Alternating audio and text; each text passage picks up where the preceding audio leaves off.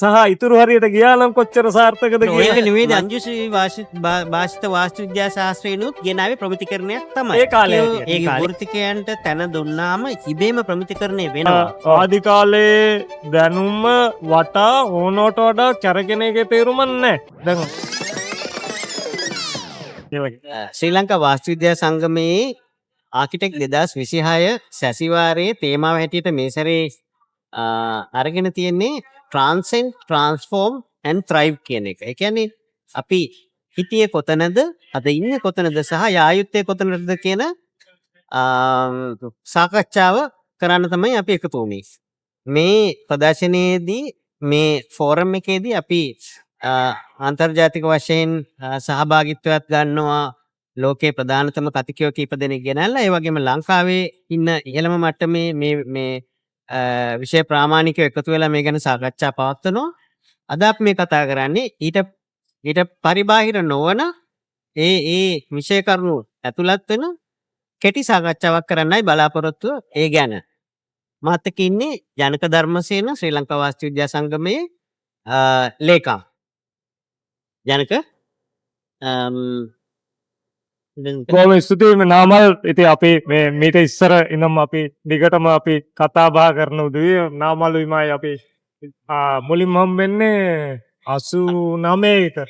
අපි දෙන එකට කැම්පස් එකේ එක බැච් එකේ හිටියේ. අපේ බැච්මේට්ස්ලා රූම්මේට්ස්ලා ඊට පස්සේ අපේ ජීවිතවල අප් ඇන්ඩ් ඩවුන්ස් වලදී අපි ඔක්කොම එකට හිටියේ.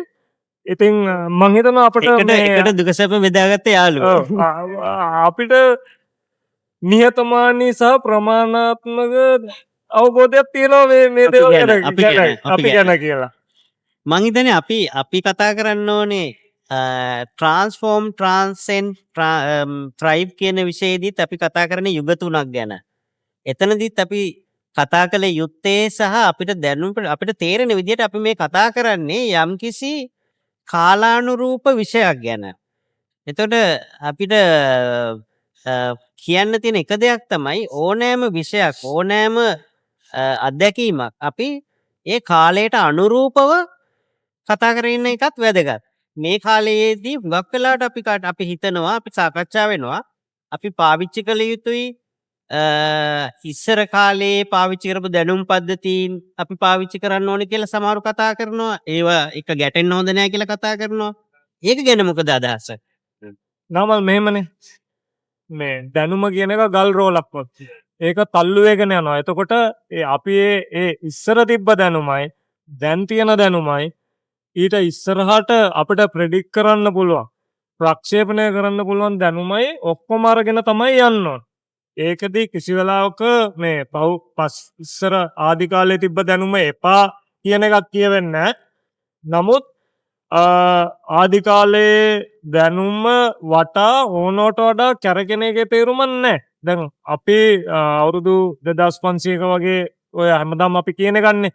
මගේ ඒක ගැන කිසිම නෙගටිව් අදහසක් නැහැ. මම ඒකට ලොකු රෙස්පෙක්ට් එකක් තියෙනවා. මෙහෙම දෙයක්. ඔය ඕනෑම විෂයක් පවතින හේතුවක් තියෙනවා. ඔව්. ඒ හේතුව උදාහරණයකට ගත්තොත් අපි කතා කරන වාස්තු විද්‍යාව වාස්තු විද්‍යා ශාස්ත්‍රය ගැන කතා කරන විෂය ගැන කතා කරොත් මීට අවුරුදු 100කට 150කට කලින් තිබ්බ විෂයක් පැවතුනේ ඒ යුගයට සාපේක්ෂව. ඒ යුගයේ දැනුම් පද්ධතීන් වලට සාපේක්ෂව. එතකොට ඒ කාලේ හැටියට ඒ විෂය අපිට නිෂේධනය කරන්න පුළුවන් දෙයක් නෙවෙයි. හේතුව තමයි ඒක තමයි ඒ කාලේ තාක්ෂණය රටට කියා දුන්න ක්‍රමය. අර එක දෙයක් මට මතක් වෙන අර මංජුශ්‍රී භාෂිත වාස්තු විද්‍යා ශාස්ත්‍රය කියන සබ්ජෙක්ට් එක ඩෙසිනේෂන් එක හරි මොනවා හරි කරා නේද? කාලෙකට ඉස්සෙල්ලා කර අයම එකක් මම කරේ කැන්ඩියන් යෝමන්ස් හවුස්. ඒකට කරන්න හේතුවක් තියෙන. ඒ විෂය ඉගෙන ගන්න ප්‍රධාන හේතුව උනේ ඒ කාලයේ දැනුම බලය ධනය තුනම තියෙන පුද්ගලයෙක්ට තමයි වෘත්තීය ප්‍රවීණව එක වැඩ කිරීමේ හැකියාව තිබිලා තියෙන්නේ. එවැනි වූ අයගේ ගෙවල් අධ්‍යයනය කිරීමෙන් තමයි අපිට ඒ කාලයේ පැවතිච්ච යම් කාරණා දැනගන්න පුළුවන්. ඒතර එතනදී එක දෙයක් අපි දැක්කා ඔය මම දැන් ඉස්සෙල්ලත් කිව්වේ බංජශ්‍රී භාෂිත වාස්තු විද්‍යා ශාස්ත්‍රයේ පළවෙනියටම කියලා දෙනවා ආකිටෙක්ට් කෙනෙක් කොහොමද හොයාගන්නේ කියලා. ආහා ඒ ඒකෙදි- කියන්නේ ඒ කාලේ ඩිරෙක්ටරියක් එහෙම තිබ්බේ එහෙම නැහැ නේද? ඩිරෙක්ටර් යන්නේ නැහැ නේ දැන් කාලේ වගේ Online යන්නත් බෑ. ඔන්ලයින් යන්නත් බෑ මොනවාද මේ SLI එකක් නැහැ. නෑ එතකොට කොහොමද හොයාගත්තේ? හොයාගන්න බෑ ඇත්තට. මේ කියන්නේ එහෙම විෂය ප්‍රාමාණිකයව මේ හැමතැනම ඉන්න කාලයක් නෙවෙයි. ඒ නිසා විෂය ප්‍රාමාණිකයන්ට තිබ්බ වගකීමක් ඒගොල්ලෝ කරපු දේ තමයි ඒගොල්ලෝ දන්නා විෂය ඒගොල්ලෝ ගයිඩ්ලයින්ස් හැටියට මිනිස්සුන්ට කියලා දුන්නා. ඒ ගයිඩ්ලයින්ස් හැටියට කියලා දෙනවා කියලා කියන්නේ ඒක සයන්ස් එක කියලා දෙනවා කියන එක නෙවෙයි. ඒක සයින්ස් හැටියට කියලා දෙන එක. උදාහරණයක් හැටියට හොඳම උදාහරණයක් තමයි ප්‍රධානම පළවෙනිම තීරණය තමයි මේ කවුද අපි මේ වැඩේට තෝරගන්නේ කියලා. ඒ කාලේ ඔකට කිය මහා වඩුවා කියලා. මහා වඩුවා තෝරා ගැනීමේ යම් යම් නිර්ණායකයන් තිබ්බා. ඒ නිර්ණායකය එක්ස්ප්ලেইন කරලා තියෙන්නේ මෙහෙමයි. ඒකේ කියනවා නූස් නොබිටි අබැටකුණුදු වරදක් නැති ඉඟටියතෙක් කෙස් ඇති සුදු නැති කළු නැති මිනිසෙක් ගන්න කියලා. ඒ කියන්නේ අපි දෙන්නටම බෑ. අපි දෙන්නටම බෑ උස වැඩි මං කොට වැඩි. එතන වැදගත් දෙයක් තියෙනවා. එතනදි කියන්න ඕන දේ තමයි මෙතන තියෙන ඇයි නෑ අපි එහෙම hina වුණාට ඇයි නෑ මොකද අදහස් කරන්නේ? මෙතන තියෙන සයින් එකෙන් නෙවෙයි ගන්න ඕනේ. ආඹ කොටයි කියලා ඔයා අයින් කරන්න හොඳ නෑ. ආඹ කොටයි කියලා මෙයා අයින් කරන්න හොඳ නෑ. එහෙම නෙවෙයි වෙන්න ඕනේ. මේකේ තියෙන සයන්ස් එක තේරුම් ගන්න ඕනේ. ඒ යුගයේ හැටියට ගෙවල් හදනකොට ගෙවල් වල සියලුම දැනුම එහෙම නැත්නම් ගෙවල් වල මෙෂර්මන්ට් එක පවා දෙන්නේ ඒ નિયમિત මොනවාද උපදේශ අපයන්නේ ප්‍රධාන පුද්ගලයා විසින්. ඒ ප්‍රධාන පුද්ගලයා තමයි තීරණය කරන්නේ මුළු වශයෙන් උස කීයද? එහෙම නැත්නම් මුදුන් යටලියේ දිග කීයද? ඒවා රියන්ද වියත්ද රියන් මෙච්චරයි වියත් මෙච්චරයි කියලා කියනකොට එයා හැමතිස්සෙම මෙෂර්මන්ට් එක හැටියට ගන්නේ මිනුම් දණ්ඩ හැටියට ගන්නේ තමන්ගේ වියත තමන්ගේ රියන. එතකොට නිකන් හිතන්න ප්‍රමාණයට වැඩි උස කෙනෙක් ආවොත් එහෙම ඒ මෙෂර්මන්ට් එක ස්ටෑන්ඩඩ් මෙෂර්මන්ට් එක නෙවෙයි වෙනස් එකක්. හරි මට දැන් පැහැදිලි වා කියන එක. දැන් අපි ඕක ඔතනින් මං ගේන්නම් වර්තමානයේ. ඔව්. එතකොට අපි අද ඕක ඔහොමම කරන්න ඕනද? නෑ. ඇයි මොකද අද හේතුව වෙනකොට ඔහොම කරන්න ඕනේ නෑනේ. දැන් අපි දැන් අපට වෙන ගොඩාක් වර්තමානයේ තියෙන දේවල් නේ. ස්ටෑන්ඩඩ් අපි ඒවට කියනවා ස්ටෑන්ඩඩ් ප්‍රමිතිකරණය එහෙම කියලා. ඒවා මේ ලිඛිතව තියෙනවා. ලිඛිතව තියෙනවා. එතකොට ඒක අපේ සහ අපේ වෘත්තිකයෝ විදියට අපේ ඊළඟට රජයේ ඊට අමතරව මං හැම වෙලාවෙම කියන එක පුරවැසියොන්ගේ. ඔව්. ඔය තුන්ගොල්ලන්ගේම වගකීමක් නේද ඒවට එකඟ වෙලා මේ නිකන් ගොඩාක් නීතිවලට රණ්ඩුවලට පැටලෙන්නේ නැතුව ඔව්. වොලන්ටර් ඒ කියන්නේ තමන් විසින් මේවට එකඟ වෙලා වැඩ කරන එතන එක. ලොකු දෙයක් කරන්න නෑ. ඔව්. ඕනෑම පුරවැසියෙකුගේ මූලික වගකීමක් තමයි පවතින නීතියට යටත් වෙන එක. ඔව්. පවතින නීතිය හදන අයගේ වගකීමකුත් තමයි පවතින නීතිය හරහා ප්‍රමිතිකරණයක් ඕනෑම විෂයකට ගෙන එන්නේ. කියන්නේ එතකොට ඔය මංජුශ්‍රී භාෂිත වාස්තු විද්‍යා ශාස්ත්‍රයනුත් ගෙනාවේ ප්‍රමිතිකරණයක් තමයි. ඒ කාලේ හැටියට. ඒ කාලේ හැටියට. අද කාලේත් අපි ප්‍රමිතිකරණයක් කියලා එකක් පාවිච්චි කරනවා. ඔව්. ඒකට තමයි අපි වෘත්තීය අධ්‍යාපනයක් සහ ඒ පිළිබඳ යම් නිර්ණායකයන් පනවලා තියෙන්නේ. ඒකයි අපි වොකේෂනල් ඇන්ඩ් ප්‍රොෆෙෂනල් කියලා කණ්ඩායම් වෙනම ට්‍රේන් කරන්නේ. ඒතකොට අපි ඒ ප්‍රොෆෙෂනලිසම් නිකන් එන්නේ නැහැ. ඒක ඇකඩමික් මේ කියන්නේ අධ්‍යාපනයක් කරහා ඇවිල්ලා ඊට පස්සේ වෘත්තීය අධ්‍යාපනයක් කරා නැවත මේ අවසාන කොටසත් වෘත්තීය අධ්‍යාපනයක් දැනගෙන තමයි අපිට එතන ක්වොලිෆිකේෂන් එක අතර හම්බ වෙන්නේ. ඕකෙන් මම පොඩ්ඩක් ජාත්‍යන්තරයේ පැත්තට ගියොත් දැන් අපිට මම ඉස්සෙල්ලා නතර කරපු තැනින් අල්ල ගන්නම් අයත් අපි කිව්වනේ අර අවුරුදු 2500ක වගේ අපිට ඒක අපි ගන්න හරි ආඩම්බරයි. ඒක මම එකඟයි ඒකට. ඒක ගැන මට මේ විරෝධයක් නැහැ. නමුත් අපි චීනය, ජපානය, ඉන්දියාව ඒ වගේ ආසියාතික රටවල්ම ගත්තොත් ඒ රටවලටත් ලොකු අයිතියක් තියෙනවානේ ඔය වගේ හිස්ටරි එකකට කියන්නේ. ඒගොල්ලෝ එතනේ නම් මෙහෙම පිමි ඇවිල්ලා අද වෙනකොට මේ නේද? ජපානය ගැන අපි හොඳටම දන්නවා. චීනය ලොකු පිමි ටිකක් පනිනවා. දැන් අද වෙද්දී ඉලෙක්ට්‍රික් කාර්ස් වල මම හිතන්නේ බටහිර තාක්ෂණයේ ඉස්සරහින් ඉන්නේ චීනය. ඉන්දියාව ඊට පසුපසින් හඹා යනවා. හරි. දැන් අපිට ඒ පිමි ටික පැන ගන්න බැරි වෙලා තියෙන එක කනගාටුවට හේතුවක් නේද? ඒකට හේතුව අපි තාමත් ජීවත් වෙන්න හදනවා අතීතේ. ඒ අතීතේ ජීවත් වෙලා අතීතේ රෙෆරන්ස් වලින් අද දවසේ ජීවත් වෙන්න හිතන එක වැරදි. අපි ජීවිතේ කියවන්න ඕනේ පවතින කාලයට සාපේක්ෂව. ජීවිතය කියවන්න ඕනේ පවතින කාලයට සාපේක්ෂව. දැන් අපිට අපි ඒ දවස්වල අපි අංගලයි වියතයි රියනයි එහෙම බම්බේ අය බම්බේ අයි එහෙමනේ බැලුවේ. අද වෙනකොට මිලිමීටර් මයික්‍රෝ මිලිමීටර් ලෙවල් එකට යනකල් අපි ප්‍රිසිෂන් ඉංජිනේරින් වලට ඇවිල්ලා තියෙනවා. අපි දැන් මම කතා කරේ සියලු දේවල් ගැන විද්‍යාවයම අපි ඕක අපේ ෆීල්ඩ් එකට එහෙම නැත්නම් අපේ වපසරියට ගෙනාවොත් අපිට මොනවද කරන්න පුළුවන් අද වෙනකොට? ඔය කියන ස්ටෑන්ඩඩ් ප්‍රමිතිකරණය මෑතකදී අපිට මේ කන්ස්ට්‍රක්ෂන් ඉන්ඩස්ට්‍රි කියන්නේ ගොඩනැගිලි ඉදිකිරීම සහ ආකිටෙක්චර් කියන ඒවට ගෙනාවොත් තමයි එතනදී අපිට ඔය වැඩිම ලොකුම දෙයක් තමයි දැන් මෑතකදී අපිට ලොකු ස්වභාවික ආපදාවකට මුහුණ දෙන්න උනානේ. ඒ අනිවාර්යයෙන් ස්වභාවික ආපදාවේදී අපිට විශේෂයෙන්ම කතා වෙච්ච දෙයක් තමයි බොහෝ විට ඇත්තටම නායාම වගේ දේවල් නම් අපිට මේකට ගන්න බෑ. නමුත් ඊට වඩා ස්වභාවිකව අනතුරු වෙච්ච හුඟක් තැන්වල ප්‍රමිතිය පිළිබඳ ප්‍රශ්නකුත් තිබිලා තියෙනවා. නමුත් උදාහරණයක් හැටියට යම් යම් නිවාස වලට යට වෙලා මරණ සිදු වෙච්ච අවස්ථා තියෙන තැන්වලට අපි නිරීක්ෂණ චාරිකා ගියාම අපි දැකලා තියෙනවා මේ ගෙවල් වල ලයිට් තිබිලා තියෙනවා, වතුර තිබිලා තියෙනවා, බිල්ඩින් අප්‍රූවල් පවා ලැබිලා තිබිලා තියෙනවා. ඔව් එහෙම වෙන්නේ කොහොමද? ඒ කියන්නේ ඒක ප්‍රමිතියක් ඇතුව එහෙම දෙයක් ලැබිලා තියෙනවා නම් එහෙම ෆේලියර්ස් වල ඔළුවට වහලයක් කඩා වැටලා මිනිස්සු මැරෙන්න විදියක් නෑ. ඒ කියන්නේ එතන ප්‍රමිතිය පිළිබඳ අවුලක් තිබිලා ඔය තියෙනවා. ඔය ප්‍රමිතීන් ගැන කතා කරනකොට අපේ ඉන්නවනේ සමාජයේ එක එක තල තියෙනවනේ. ඔය ප්‍රමිතීන් නියං වැඩි ආදායම් තියන අයට විතරක් නෙමේද ලේසි? අඩු ආදායම් අයත් ඔය ප්‍රමිතීන් පිළිපදින්න ඕනද? ඔව්. පිළිපදින්න ඕනේ. පිළිපදින්න ඕනේ කියන්නේ ඒකට තමයි නීතිය කියලා තියෙන්නේ. නීතිය විසින් සම්මතයක් ගේන්න ඕනේ. වෘත්තිකය කියලා જાතියක් ඉන්නේ ඒකටනේ. ඒ වෘත්තිකයන්ට තැන දුන්නාම ඉබේම ප්‍රමිතිකරණය වෙනවා. අපි ඒකට මහන්සි වෙන්න දෙයක් නැහැ. ඒ ඉඩ අවකාශ විතරයි දෙන්න ඕනේ.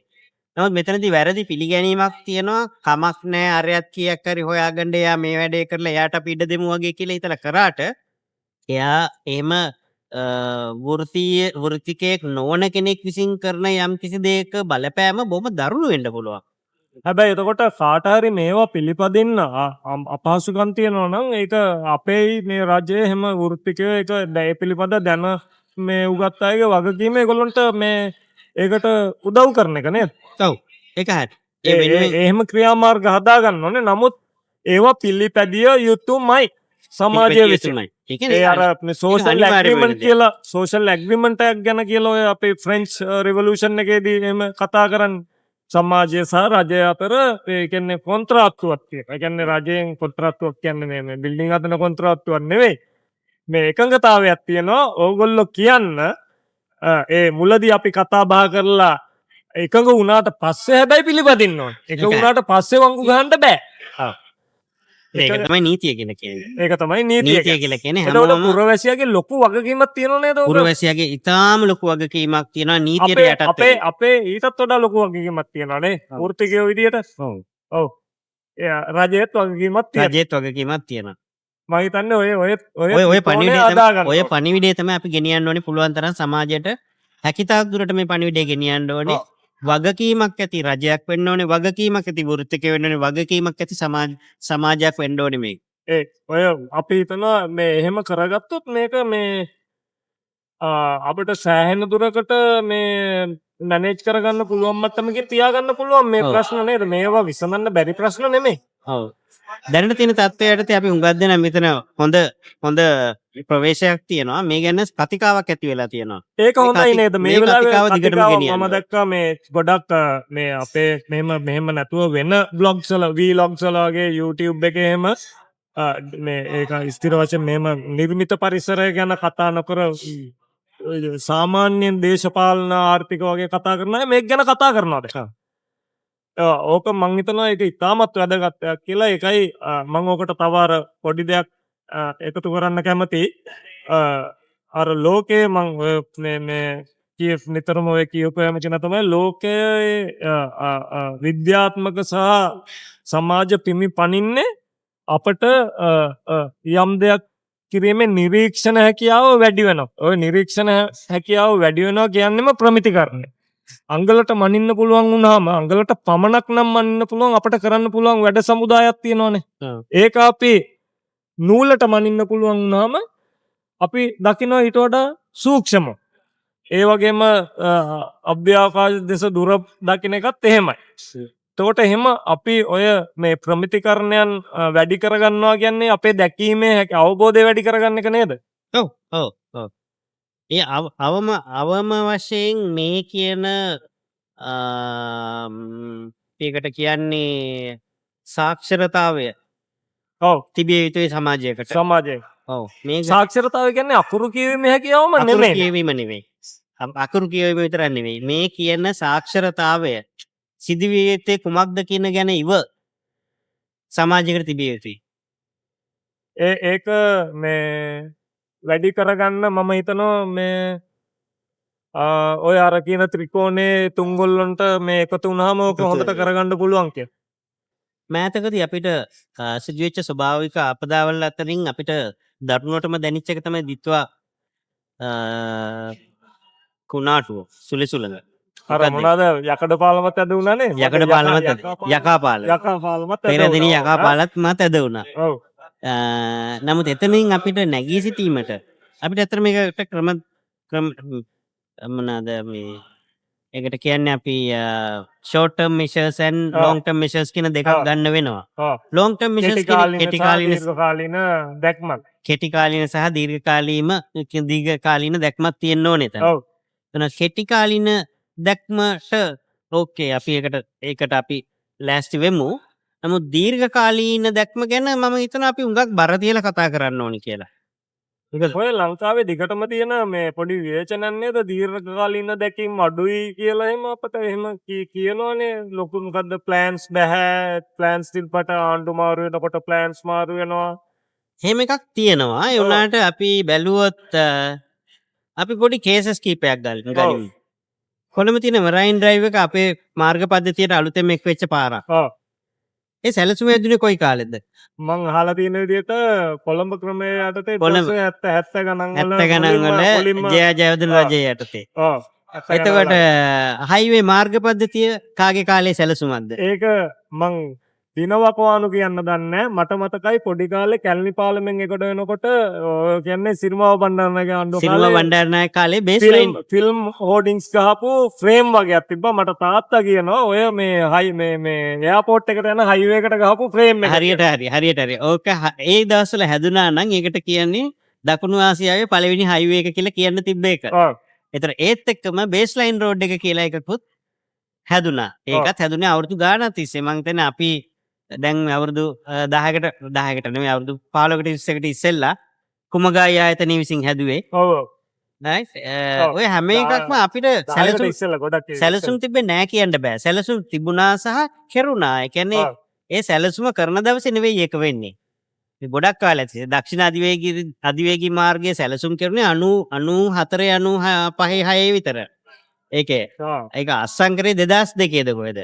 ඔව්. මට ඕක නිකන් අවශ්‍ය නම් 1920 ගණන් වලට පනින්න පුළුවන්. ඔය දැන් ඔය පළඟ ඉන්න දකින්න ඇති කොළඹ පාරවල් ගත්තාම ඔය ගස් වලින් වැහිච්ච පාරවල් තියෙන්නේ මොනවද? බෞද්ධාලෝක මාවත. එතකොට අපි බුලවාඩ් කියන එකේ ආකෘතිය හැටියට ගන්නේ බේස්ලයින් රෝඩ් එක. යුනිවර්සිටි එක දෙපැත්තේ පාරවල්. දැන් ඕවා 1920 ගණන් වල පැට්‍රික් ගෙඩෙස් කියලා බ්‍රිතාන්‍යයේ ටවුන් ප්ලෑනර් කෙනෙක් ඇවිල්ලා ප්ලෑන් කරලා ඒ හදපු පොඩි කොටසක්. එයාගේ මේ අර ගාඩන් සිටි කියලා කියන්නේ ඒ විදිහට මේ මුළු කොළඹටම මේවා කරපු ප්‍රොපෝස් කරපු මේ අදහසක්කින් හැදිච්ච කොටස. හිතන්න ඒක කොච්චර සාර්ථකද කියලා. සහ ඉතුරු හරියට ගියා නම් කොච්චර සාර්ථකද කියලා. ඒක නෙමෙයිද අදටත් වෙන්න ඕනේ. අපි සැලසුම් හදන්න ඕනේ අද ඒකයි අපිට අද වුණත් ඒක ඉතුරු ටික කරන්න බැරි කමක් නැහැනේ. කරන්න පුළුවන්. අවුරුදු නවත්තලා නැහැනේ. මම හිතන්නේ අපි සැලසුම් හදන්න ඕනේ අනාගතයට. අද බය දවසේ වෙන්න හොඳ නැහැ. ඒවා කරන්න නේද? වලට වඩා ලොකු දෙයක් අපේ එතකොට අපි දිත්වලට එමු. එහෙමනම් මොනවද අපිට දිත්වවල දිත්වකේදීත් මගේ පෞද්ගලික යෝජනාව නම් අපි ඉස්සෙල්ලාම හිතන්න ඕනේ පළමු දේ අපි ප්‍රමිතිකරණය කියන එක උඩින්ම තියාගන්න ඕනේ. මේ සඳහා වෘත්තීය දායකත්වය කියන එක අනිවාර්යයෙන්ම ගන්න ඕනේ. ඒත් එක්කම අපි අලුත් ක්‍රමවේද හරහා මේ තත්ත්වය දකින්න ඕනේ. ඒ කියන්නේ උදාහරණයක් ඇටියට ඉස්සර වගේ අපිට දැන් බෑ තනි ගෙවල් තනි ඉඩම් වල පදිංචි කරවීම හරහා මේ දේ කරන්න පුළුවන්ද කියන එක හරි සැකසහිතයි. ඉස්සර වුණත් ඒව කරාට ඒවයි ප්‍රතිඵල අර අපි කියන්නේ මොනවද යටිතල දැන් ඒවා මේ නිකන් රොමෑන්ටික වුණාට ඒවයි යටිතල පහසුකම් වලට එම යන වියදම ගොඩක් වැඩි නේද? මම හිතන්නේ අද උදේ විද්‍යාජ්‍යෝති ඇසිඩිවර්ස්ගේ ප්‍රකාශයක් කියවුණා පුරාණ ගම් ගැන. පුරාණ ගම්වල මේ ගෙවල් මෙහෙම ඈතින් ඇතින් ඇදුවේ නෑ තැනක තිබ්බේ පුරාණ ගම් කියලා කියන්නේ අපි කියන්නේ ඒකට ක්ලස්ටර් එක. ක්ලස්ටර් එක. ඒ ක්ලස්ටර් එකේ තමයි පදිංචිය තිබ්බේ. ඒ පදිංචියේ ඉඳලා ඒගොල්ලන්ගේ තමන්ගේ ආදායම් මාර්ග සොයා ගැනීම සඳහා ඒගොල්ලෝ තමන්ගේ භූමි වලට ගමන් කරලා නැවතාවා. අපට ඒ අදහස් අරගෙන අද කාලෙට හරියන්න නවීන පහසුකම් සහිතව ඒ ඔය නැවත ඉදිකිරීම් කරන්න පුළුවන් කියලා වට හිතෙනවද? මතකද දැන් නෑ මීට කලින් සැලසුමක් තිබ්බා ඩෝමිටරි සිටිස් කියන කතාව.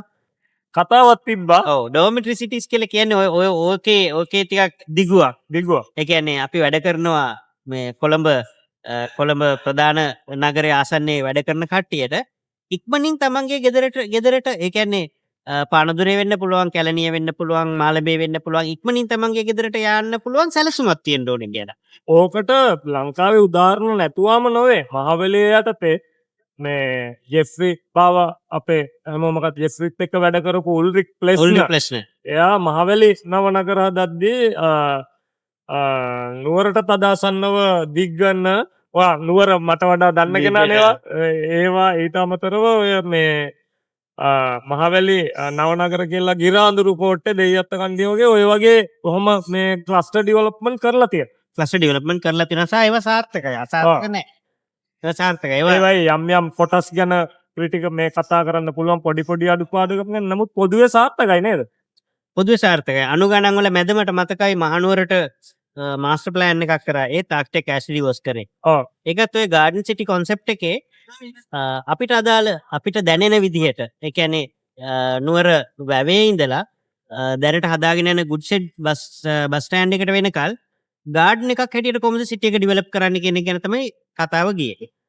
මං හිතන්නේ කාලයක් ගෙවි යන ඉඳා අපිට මේ අවසානයකට වගේ ඇවිල්ලා තියෙනවා. අපි මෙහෙම කියමු.